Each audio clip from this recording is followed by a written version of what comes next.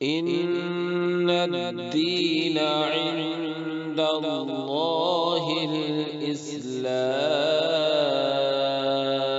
الحمد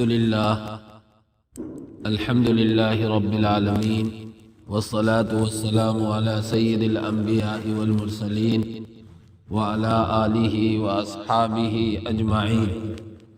أما بعد، فأعوذ بالله من الشيطان الرجيم. بسم الله الرحمن الرحيم. يا أيها الذين آمنوا لا تتبعوا خطوات الشيطان إنه لكم عدو مبين.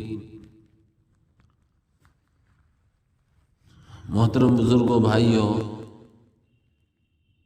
یہ مہینہ رجب کا مہینہ چل رہا ہے. اسلامی کیلنڈر کے لحاظ سے یہ 7واں مہینہ ہے. اللہ رب العزت والجلال نے قرآن کریم میں مہینوں کی تعداد 12 بیان فرمائی ہے. سورہ توبہ میں اللہ فرماتا ہے: ان عدت الشہور عند اللہ 12 شہرا فی کتاب اللہ. بے شک اللہ تعالیٰ کے نزدیک مہینوں کی تعداد اللہ کی کتاب لوح محفوظ میں 12 ہے. 4 مہینے اس میں عظمت والے کہلاتے ہیں. منہا 4 حرم، 4 مہینے عظمت والے ہیں. وہ 4 مہینے، 3 مہینے تو لگاتار ہیں: ذی قعدہ، ذی الحجہ، محرم، اور 4تھا مہینہ یہ رجب کا مہینہ ہے. عظمت والے ہونے کا مطلب یہ ہے کہ اسلام سے پہلے بھی ان 4 مہینوں میں آپس میں لڑائی جھگڑا، جنگ و جدال، ایک دوسرے پر زیادتی، ایک دوسرے کو ستانا برا سمجھا کرتے تھے. اسلام نے بھی ان 4 مہینوں کو اسی عظمت اور فضیلت پر باقی رکھا. تو اللہ تبارک و تعالی نے رجب کے مہینے کو عظمت والا مہینہ کہا ہے. اس کی فضیلت کے لیے یہ بڑی بات ہے. اسی طریقے سے رجب کے مہینے کے تعلق سے حدیث پاک میں جو سب سے صحیح بات صحیح سند کے ساتھ ثابت ہے وہ یہ ہے کہ جب اللہ کے نبی صلی اللہ علیہ وسلم رجب کا چاند دیکھا کرتے تھے تو اس وقت یہ دعا کرتے تھے: اللہم بارک لنا فی رجب و شعبان وبلغنا رمضان، جس کا ترجمہ ہے: اے اللہ ہمارے رجب اور شعبان کے مہینے میں برکت عطا فرما اور ہمیں رمضان تک پہنچا دے. یعنی ہماری عمروں میں برکت دے، اضافہ کر کہ ہم رجب کے مہینے میں بھی، شعبان کے مہینے میں بھی رہیں، اور پھر اللہ ہمیں رمضان کا جو سب سے برکت والا مہینہ ہے وہ بھی عطا فرما. اس لیے یہ سنت ہے کہ جب رجب کا چاند دیکھے، رجب کا چاند نکل آئے تو یہ دعا پڑھنی چاہیے. اگر اس وقت نہ پڑھ سکے تو جب معلوم ہو جب پڑھ لینا چاہیے: اللہم بارک لنا فی رجب و شعبان وبلغنا رمضان. یہ صحیح سند کے ساتھ حدیث میں یہ بات ثابت ہے. لیکن اس کے علاوہ رجب کے مہینے سے کئی ایک باتیں ایسی جڑ گئی ہیں جن کا شریعت میں بعض کا تو بالکل ہی عطا پتہ نہیں ہے، کہیں سے کوئی نام و نشان نہیں ہے، اور ایک بات ایسی ہے کہ اس کا ہلکا پھلکا ثبوت ملتا ہے ضعیف اور کمزور سند کے ساتھ، غیر معتبر سند کے ساتھ ثابت ہوتی ہے، تو اس کے مقابلے میں حضرت عمر رضی اللہ تعالی عنہ کا اس سے روکنا ثابت ہے. اس لیے اللہ رب العزت والجلال کا حکم اور نبی پاک صلی اللہ علیہ وسلم کا طریقہ ماننا اصل دین ہے. اپنی مرضی کے مطابق کوئی کام کرنا یا اپنی طرف سے کوئی عبادت بنا لینا یہ دین نہیں ہے۔ دین اصل ہے اللہ کا حکم، نبی کا حکم، نبی کے طریقے کے مطابق پورا کرنے کا نام۔ لہذا جو باتیں اللہ کے نبی صلی اللہ علیہ وسلم سے ثابت ہیں وہ ہم کریں گے، جو باتیں اللہ کے نبی صلی اللہ علیہ وسلم سے ثابت نہیں ہیں ان کو ہم نہیں کریں گے۔ اصل دین ماننے کا نام ہے، اتباع کرنے کا نام ہے۔ اللہ کی ماننا، اللہ کے نبی کی ماننا، یہ اصل دین ہے اور اسی میں کامیابی ہے۔ اس کے علاوہ اگر ہم نے اللہ کی نہ مانی، اللہ کے رسول کی نہ مانی اور دین ہی کے نام پر ہم چاہے راتوں رات نفلیں پڑھیں، راتوں رات عبادت کریں، تو اس عبادت اور ان نفلوں کا کوئی فائدہ ہمیں نہیں پہنچے گا۔ تو اصل ہے ماننا۔ اللہ نے کسی کام کو کہا یہ کرو، یہ کرنا دین ہے۔ کسی کام سے کو کہا مت کرو، یہ نہ کرنا دین ہے۔ تو اصل اللہ اور اس کے رسول کی ماننا یہ دین ہے۔ اب وہ کیا کیا باتیں ہیں؟ اکثر مسلمان تو وہ ہیں جو جانے انجانے میں انہیں دین ہی سمجھ کر رہے ہیں، حالانکہ وہ دین نہیں۔ جیسے پہلی بات، اللہ کے نبی صلی اللہ علیہ وسلم کو معراج ہوئی۔ انشاءاللہ آئندہ جمعے میں معراج کا واقعہ ہی بیان کروں گا۔ اب تو وہ چیزیں بیان کرنی ہیں جو رجب کے مہینے میں شریعت سے ثابت نہیں ہیں اور ہم مسلمان ان کو اللہ کا حکم یا نبی کا طریقہ یا شریعت سمجھ کر رہے ہیں، دین سمجھ کر رہے ہیں۔ معراج، اللہ کے نبی صلی اللہ علیہ وسلم کو مکے سے بیت المقدس اور پھر بیت المقدس سے ساتوں آسمان کی اور اس کے بعد سدرۃ المنتہا کی اور پھر اللہ رب العزت والجلال تک جانے کا موقع ملا اور آپ کو سیر کرائی گئی۔ اس کو معراج کہتے ہیں۔ یہ کب ہوئی، کس سال ہوئی، اس میں بڑا اختلاف۔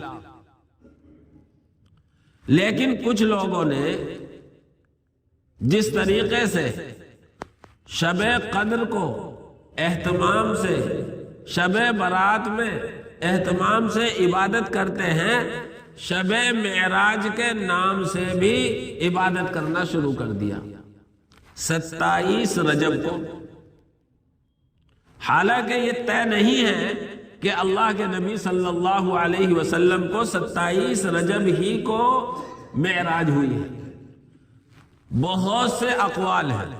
بخاری شریف کی ایک شرح ہے فتح الباری، علامہ ابن حجر رحمت اللہ علیہ کی، انہوں نے 10 سے زیادہ قول نقل کیے ہیں۔ وہ کہتے ہیں کہ ایک قول یہ ہے کہ نبوت ملنے کے 5 سال بعد معراج ہوئی، ایک قول یہ ہے کہ نبوت ملنے کے 5 سال 2 مہینے بعد، 5 سال 5 مہینے بعد، 5 سال 7 مہینے بعد، 2 سال بعد، 3 سال بعد، یہاں تک کہ 12 سال تک کے اقوال ہیں۔ اسی طرح مہینہ، بعض روایتوں میں ربیع الاول کا مہینہ آتا ہے، بعض روایتوں میں رجب کا 27 تاریخ کا ذکر ملتا ہے۔ لیکن جب 10 باتیں کہی گئی ہیں تو کسی ایک بات کو ہم متعین طور پر نہیں کہہ سکتے۔ جس بات کا پہلے سے اختلاف چلا آ رہا ہو اس میں کسی ایک کو ہم طے نہیں کر سکتے۔ دوسری بات یہ ہے کہ اس رات میں ہمارے پیارے آقا حضرت محمد رسول اللہ صلی اللہ علیہ وسلم سے نہ کوئی عبادت ثابت، نہ کوئی خاص نماز ثابت، نہ کوئی خاص ترتیب سے ثابت۔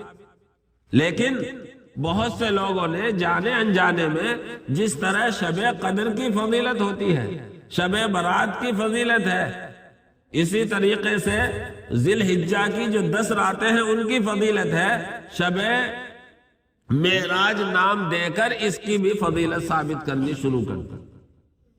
حالانکہ حضور اکرم صلی اللہ علیہ وسلم کے زمانے ہی میں اگر دیکھیں اور یہ بات مان لیں کہ نبی بنائے جانے کے 5 سال بعد آپ کو معراج ہوئی ہے، تو آپ علیہ الصلوۃ والسلام کی زندگی کا دنیا میں رہنے کا وقت لگاتے ہیں تو 18 مرتبہ یہ رجب کی 27 تاریخ آئی ہے، لیکن اللہ کے نبی نے کوئی بات ارشاد نہیں فرمائی۔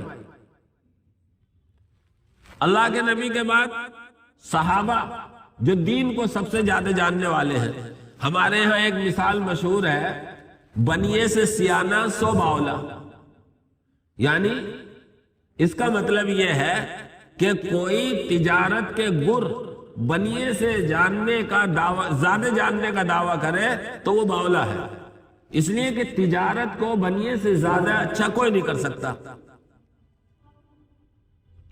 وہ اس میدان کا ماہر ہوتا ہے، تو اسی پر یہ مثال دی جاتی ہے، بنیے سے سیانہ سو باولا، یعنی کوئی اپنے آپ کو بنیے سے زیادہ ہوشیار سمجھے تجارت میں تو اس کے باولے پن کی بات۔ اسی طرح صحابہ کرام سے زیادہ دین کو جاننے والا دنیا میں کوئی نہیں ہو سکتا۔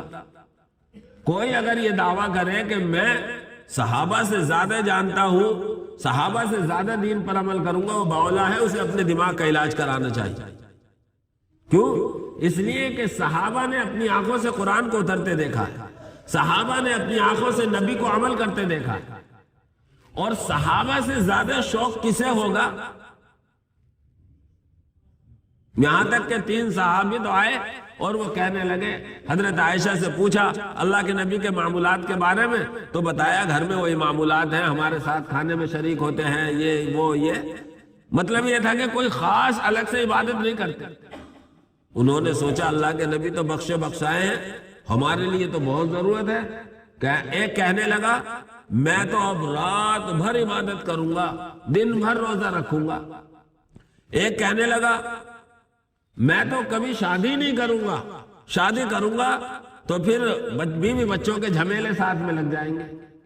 ایک کہنے لگا میں تو دن بھر روزہ ہی رکھتا رہوں گا۔ اللہ کے نبی صلی اللہ علیہ وسلم کو بتایا گیا، آپ مسجد میں آئے اور مسجد میں آ کر کہا لوگوں کو کیا ہو گیا؟ وہ زیادہ اللہ کو جانتے ہیں، وہ زیادہ اللہ سے ڈرتے ہیں، میں ہوں تم میں سب سے زیادہ اللہ کو جاننے والا، میں ہوں تم میں سب سے زیادہ اللہ سے ڈرنے والا۔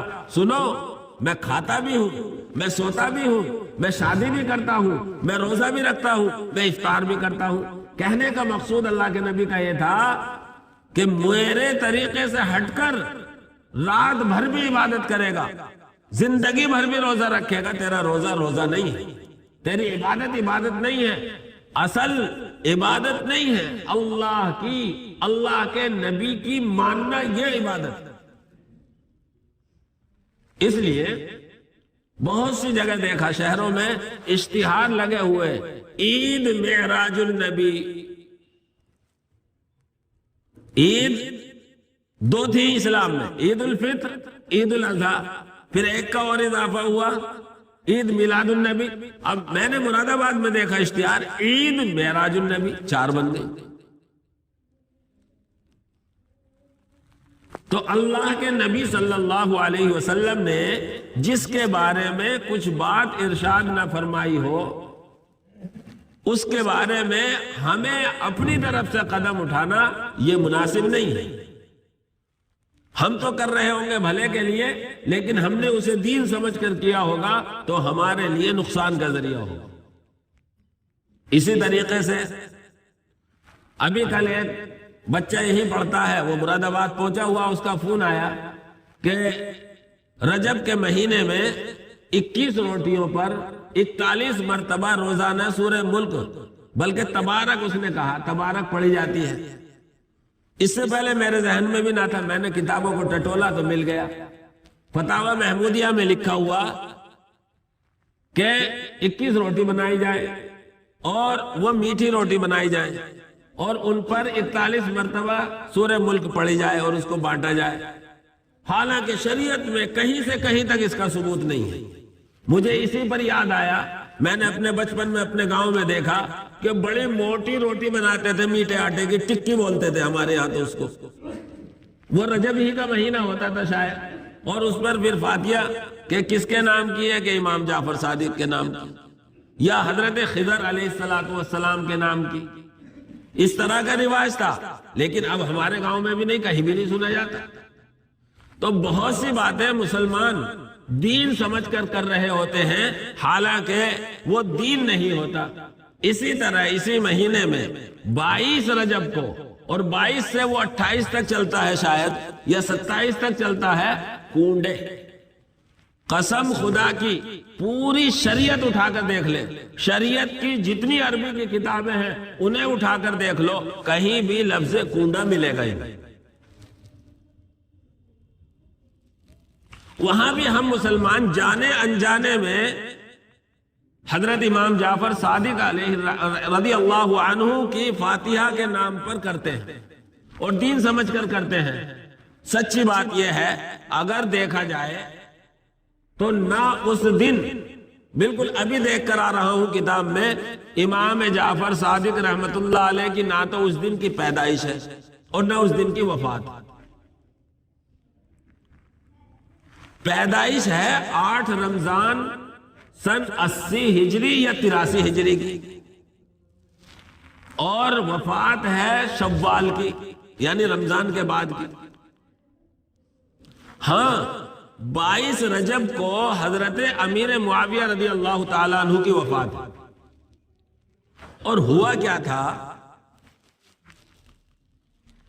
اہل سنت والجماعت اللہ کے نبی صلی اللہ علیہ وسلم کے طریقے کو جو مانتے چلے آ رہے ہیں، اس میں چاہے امام شافعی کو ماننے والے ہوں، امام ابو حنیفہ کو ماننے والے ہوں، امام احمد بن حنبل کو ماننے والے ہوں، یا امام مالک کو ماننے والے ہوں، یہ سارے اہل سنت والجماعت کہلاتے ہیں، جو قرآن کو بھی مانتے ہیں، حدیثوں کو بھی مانتے ہیں، اجماع کو بھی مانتے ہیں، قیاس کو بھی مانتے ہیں۔ یہ دین کے 4 اصول ہیں۔ ان سے ہٹ کر جو ہیں وہ الگ کہلائیں گے۔ انہی میں سے ایک ٹولی تھی جو حضرت امیر معاویہ رضی اللہ تعالیٰ عنہ کے مخالف تھے۔ جب حضرت امیر معاویہ رضی اللہ عنہ کی وفات ہوئی 22 رجب کو، تو وہ اتنی تعداد میں نہیں تھے کہ وہ خوشی کا اظہار کرتے۔ انہوں نے چھپ کر مٹھائیاں بانٹی، اور جب اس شرارت کا علم ہوا تو انہوں نے اسے امام جعفر صادق علیہ الرحمہ کی طرف منسوب کر دیا۔ اس کی وجہ سے یہ مسلمانوں میں جانے انجانے میں یہ رسم آ گئی، اور اب ہم مسلمان ثواب سمجھ کر کرتے ہیں، دین سمجھ کر کرتے ہیں۔ بہت ساری چیزیں ایسی آ جاتی ہیں جن کا پہلے سے آتا پتہ نہیں ہوتا ہے، لیکن وہ دین جانے انجانے میں سمجھ کر کرتے رہے اور بات آگے تک بڑھتی چلی جاتی ہے۔ ایک بات اور، 27 رجب کا روزہ، اور اس کا نام دے دیا ہزاری روزہ، اور جس کے ذہن میں بیٹھ گیا۔ خود میرا واقعہ ہے، امروہہ کے پاس ایک گاؤں ہے سید پور امبا، وہاں میں پڑھائی کے زمانے میں جب میں دارالعلوم میں پڑھتا تو قرآن سناتا تھا۔ ایک بوڑھے میاں تھے، کسی نے کہا یہ روزہ نہیں رکھتے رمضان میں؟ میں نے کہا چچا کیوں نہیں رکھتے؟ کہنے لگے میں 30 کیوں رکھوں؟ میں تو 1000 روزہ رکھ لیتا ہوں، ایک روزے کا ثواب 1000 روزوں کے برابر ہے۔ جب 1000 روزوں کے برابر ہے تو میں رمضان کے 30 روزے کائے کو رکھوں گا؟ یہ ہے شریعت کو نہ سمجھنے کی بات۔ باقاعدہ وہ میری زندگی میں اب تک، ابھی کچھ سال پہلے ان کا انتقال ہوا ہے، ہر سال وہ 22 رجب کا روزہ رکھتے تھے، اور رمضان میں بالکل روزہ نہیں رکھتے تھے، اور یہ کہتے تھے میں نے تو 1000 ہی روزہ رکھ لیا، اب رکھنے کی ضرورت نہیں۔ یہ بھی مسلمانوں میں آ گیا، اور خاص طور سے ہماری عورتوں میں ایک چیز زیادہ ہے، اسی طرح یہ روٹیوں والی بھی عورتوں میں زیادہ ہے۔ میرے بھائیو، دین کو جاننا اور جان کر پھر اس پر عمل کرنا یہ ضروری ہے۔ بہت ساری باتیں ایسی جو یوں کہہ دیتے ہیں تو دیوبندیوں کے، اب آپ دیکھیں گے جب علم آ رہا ہے، سمجھ بوجھ آ رہی ہے، کچھ لوگ دین کو جاننے والے پیدا ہو رہے ہیں، چاہے وہ بریلوی کہلاتے ہوں یا دیوبندی کہلاتے ہوں، بہت ساری چیزیں اپنے اندر سے ختم ہوتی چلی جا رہی ہیں۔ اس لیے دین کو سمجھنا اور دین کو سمجھ کر دین کی ماننا، اللہ کی ماننا، اللہ کے نبی کی ماننا، یہ اصل دین ہے۔ اللہ رب العزت والجلال ہمیں آپ کو دین کو جان کر سمجھ کر اس پر عمل کرنے کی توفیق عطا فرمائے۔ اسی طریقے سے بہت ساری اور بھی باتیں ایسی ہیں جو دین نہیں ہے لیکن ہمارے مسلمانوں کو پتہ نہیں ہوتا، جانتے نہیں، وہ شریعت کا حکم سمجھ کر اس کام کو کرتے رہتے ہیں جس میں پیسہ بھی برباد اور اوپر سے گناہ بھی لازم آتا ہے۔ بہت سارے پہلے زمانے کے جو مسلمانوں کے اندر چیزیں تھیں وہ آپ حضرات بھی جانتے ہوں گے، شادی بیاہ کے موقع پر اور اسی طریقے سے موت و حیات کے موقع پر بہت ساری ایسی رسمیں ہیں یا تھیں اور اب ہم نے مسلمانوں نے چھوڑ دی جن کا شریعت میں دین میں کوئی ثبوت نہیں تھا۔ اسی طریقے سے رجب کے مہینے میں جو یہ چند چیزیں ہیں اور چند باتیں ہیں اور بھی کچھ چیزیں ہیں، وقت کم ہے جس کی وجہ سے اس وقت میں بیان نہیں کیا جا سکتا، تو اصل یہی ہے کہ اللہ کی مانے، اللہ کے رسول کی مانے، اللہ اور اس کے رسول ہی کی ماننے میں ہماری کامیابی ہے، یہی اصل دین ہے۔ اللہ مجھے بھی آپ حضرات کو بھی اس کی توفیق عطا فرمائے۔ اس لیے قرآن کہہ رہا ہے اے ایمان والو، شیطان کے نقش قدم پر مت چلو، انہ لکم عدو مبین، وہ تو تمہارا کھلا ہوا دشمن ہے اور شیطان تو چاہتا ہے کہ اس کی ٹولی میں اضافہ ہو۔ اللہ مجھے بھی آپ حضرات کو بھی عمل کی توفیق عطا فرمائے، آمین وآخر دعوانا الحمدللہ رب العالمین۔ اللہ اللہ اللہ